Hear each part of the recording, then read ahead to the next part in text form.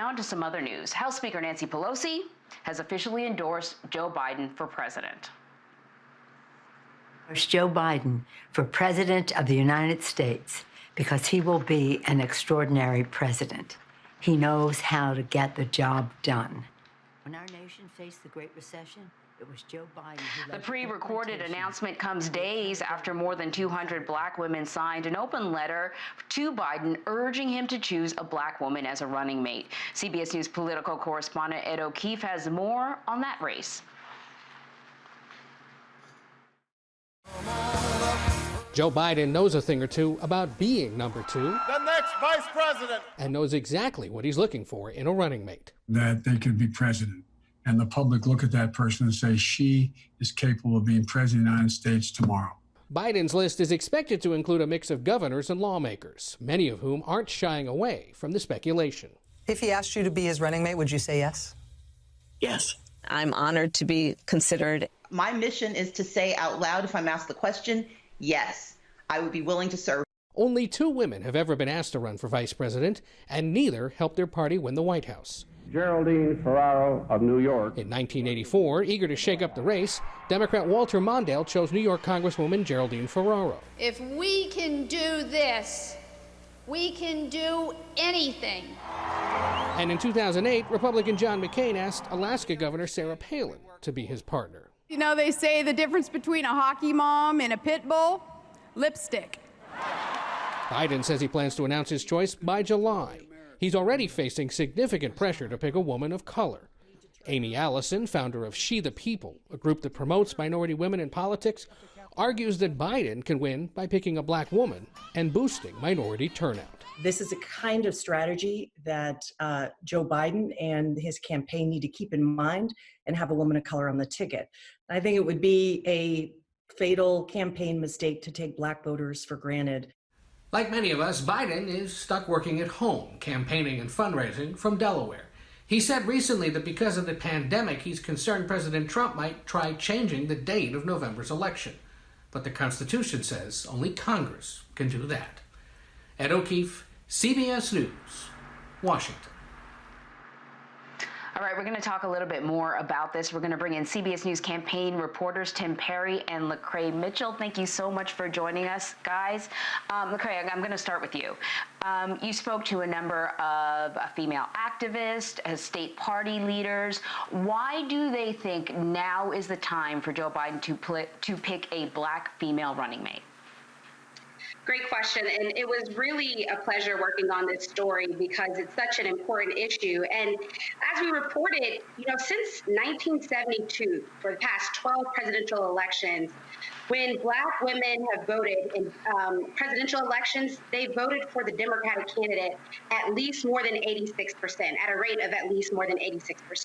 So talk about loyalty in numbers. There you have it. And so a lot of the women that we spoke to said that it's time for black women to be able to see themselves represented in leadership, and that it's time for that loyalty to be rewarded in a sense. It's not enough anymore to just say thank you and to acknowledge it, but it's time to put black women in those key roles and in those key positions. And we actually spoke to a number of people, one of the people being the former South Carolina State Director for Beto O'Rourke, who said black women have a pulse on their communities, that they live in understanding and they come from a place of understanding.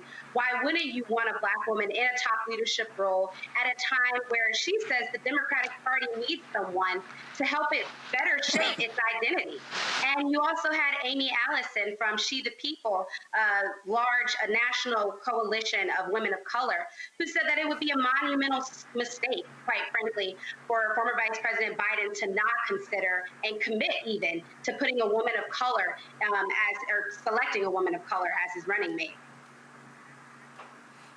So, Tim, LaCrai spoke to activists and local party officials, but you've spoken to several black women in Congress. What did they tell you?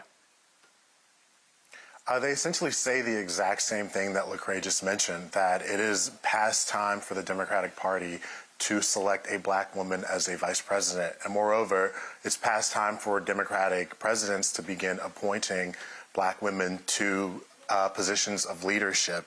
And Marcia Fudge, a congresswoman from Ohio, said it to me best. She said that black women are the foot soldiers of the Democratic Party. And, in the last elections that Democrats failed to win, they failed to motivate their base, which she says are black women, to show up to the polls. And so they have several candidates who they say are already qualified to be the vice presidential pick, ranging from congresswomen like Senator Kamala Harris to certain mayors around the country, as well as certain business leaders as well.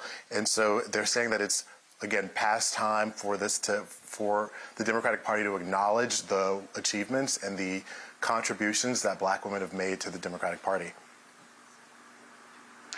You brought up Kamala Harris. She's one of the names that people have been bouncing around, as you mentioned. And you actually followed her on the campaign trail. So do you think that being VP would be something that she would entertain? Well, given her past interviews, she has not come out and directly said that she wants it, but she always says that she's honored to be considered as part of the conversation. And she's taken a slightly different approach than another black woman who's being considered, Stacey Abrams, the former House leader in Georgia, and also the former Georgia governor candidate in 2018. And she has specifically come out and she's been unapologetic in saying that she wants the position. She says she's more than qualified for the position. And she says, similar to what a lot of the women that I spoke to in Congress have been saying, that it's time for the Democratic Party to acknowledge the contributions that black women have made to the party.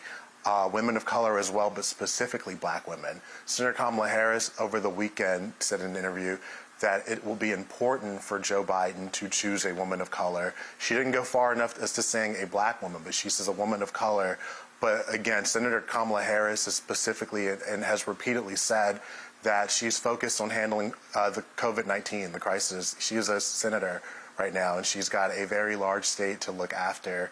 And she has been, as she said, very busy handling that crisis. So she hasn't really come out and specifically said that she wants the position, but she also hasn't said that she doesn't want it either.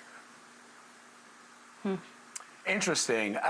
LaCrai, one of the things that I think I'm sure the party leaders in the Democratic Party are thinking about is how to capture the widest number of Democratic voters come 2020, come this election. And it's going to matter if it's somebody like Senator Kamala Harris or, for example, Stacey Abrams, because whilst they are both black women, I don't want it, the discussion shouldn't be just about a black woman. It should be about the person who most adheres to the party ideals for the Democrats, the things that they're most interested in, the things that they're most willing to get done, to accomplish, and who will be able to galvanize the largest number of voters to bring them to the polls. So, yes, black woman. A lot of people in the Democratic Party agree that that's got to be a key decision for former Vice President Biden.